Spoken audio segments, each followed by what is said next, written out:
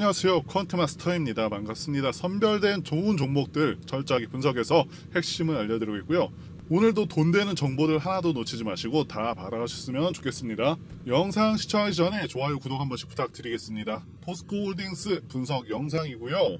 자, 그동안 포스코홀딩스 정말 많이 내려왔습니다. 제가 매번 말씀을 드리고 있지만 지금이 가장 어두운 시기를 지나고 있는 그런 시점이라고 말씀을 드릴 수가 있고, 이런 시기에 저점이 찍히고 다시 한번 종목이 우상향할 수 있는 그런 시점이기도 합니다. 그래서 지금부터 꼭 집중하시면 좋겠다고 말씀을 드리고 싶은 종목이고요. 일단 바로 최근 이슈부터 한번 보도록 하겠습니다.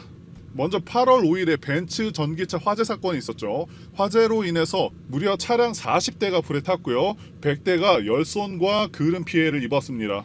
대충 차량당 2천만 원의 피해를 입었다고 계산을 해보면 20억 규모의 엄청난 피해를 입힌 것이고요. 이 사건 이후에 많은 사람들이 벤츠 전기차 배터리 제조업체를 밝히라고 그렇게 욕을 했었는데, 열흘 동안 밝히지 않다가 최근에 밝혔었습니다. 자, 결국에는 중국산 파라시스 제품이라고 밝힌 상황이고요. 상당한 파장이 있었죠.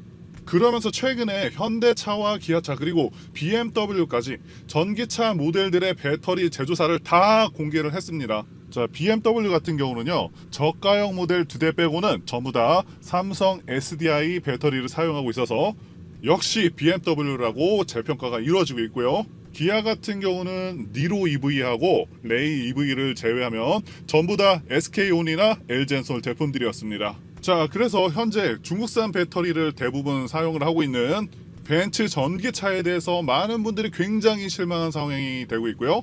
다시 한번 안전하다고 평가를 받고 있는 국내 배터리사들에 대해서 재평가가 이루어지고 있는 그런 상황도 되고 있습니다. 사실 전기차 배터리 제조가 굉장히 어려운 부분이고, 국내 배터리 업체들이 그동안 엄청난 투자금을 들여서 R&D하고 개발하고 이익 전환까지 절대 쉽지가 않았었는데, 국내 몇몇 전문가들은 값싼 중국산 배터리들이 우리나라 배터리들보다 싸고 경쟁력이 있다라고 선동하면서 엄청난 기술력을 가진 업체를 폄하를 했었는데, 자, 결국엔 이렇죠. 결국에는 안전성 문제가 대두되고 있는 상황이 되고 있고요.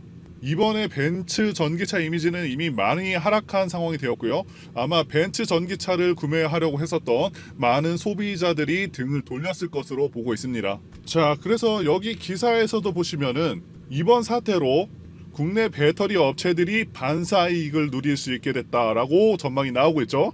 국내 배터리 업체들은요, Z폴딩으로 알려진 배터리 화재 안전성 기술을 도입하고 불량 체크를 위한 사후 작업에도 굉장히 신경을 쓰고 있다라고 알려져 있고요. 이 Z폴딩이라는 것은요, 분리막을 지그재그로 쌓아가지고 양극과 음극이 접촉하는 것을 근본적으로 막아서 화재 발생 가능성을 굉장히 크게 낮추는 그런 기술입니다. 한마디로 국내산은 안정성 문제에 있어서는 말이 나오기 어렵죠. 게다가 불량률도 극히 적고요.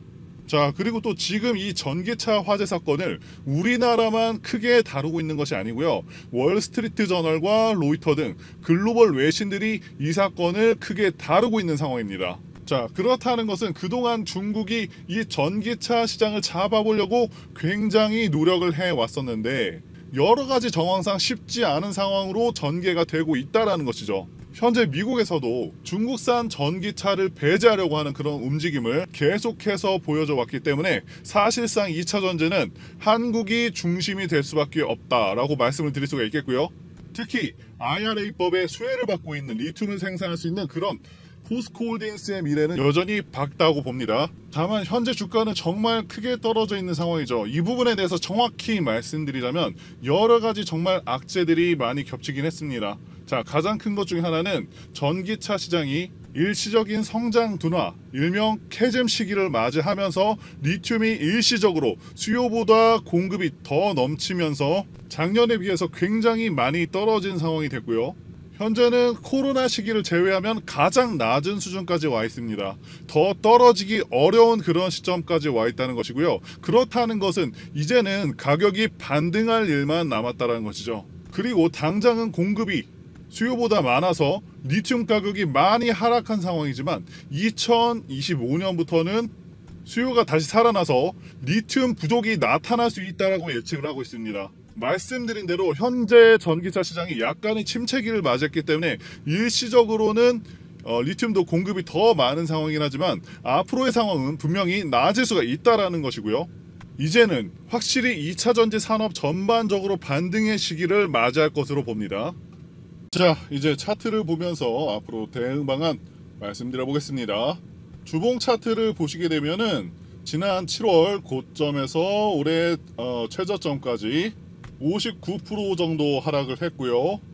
주봉 매물 차트를 확인하시게 되면은 이 30만원 구간은 굉장히 매물벽이 두터운 가격 구간입니다. 그만큼 더 이상은 밀리기 어려운 구간까지 내려왔다라고 보실 수가 있겠고요. 상당히 지지가 강하게 될 수 있는 그런 구간이다라고 말씀드릴 수 있습니다.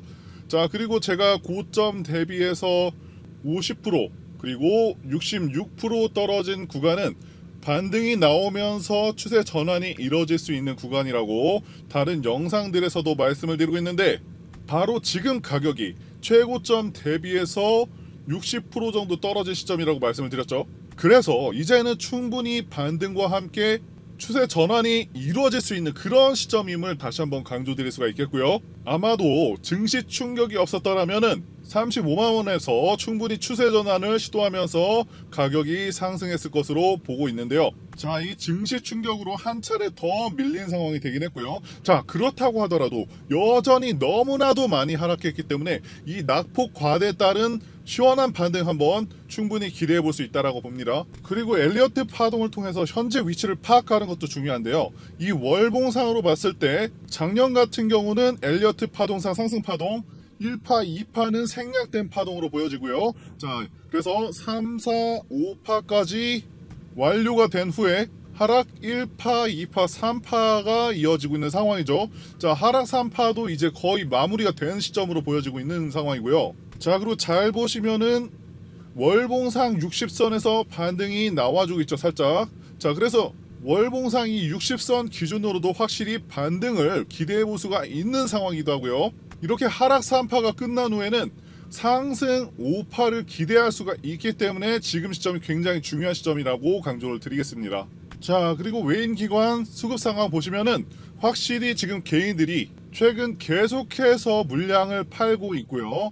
자, 외인 기관 그리고 기타 법인들이 해당 물량들을 흡수를 하고 있습니다. 즉 수급 상황이 상당히 좋아졌다라고 말씀을 드릴 수 있는 부분이 되겠고요. 공매도 현황을 보시면은 7월 18일에 공매도 물량이 54만 주가 넘었었는데, 자, 그런데 지금 최근에 보시면은 36만 8천 주로 20만 주 가까이 줄어드는 상황이죠. 자, 이렇게 공매도 물량이 크게 줄었다는 것은요, 현 시점이 상당히 저가에 해당한다라고 볼 수가 있겠고요. 확실히 이제는 저점을 찍고 반등을 할 수 있는 그런 시점이라고 봅니다.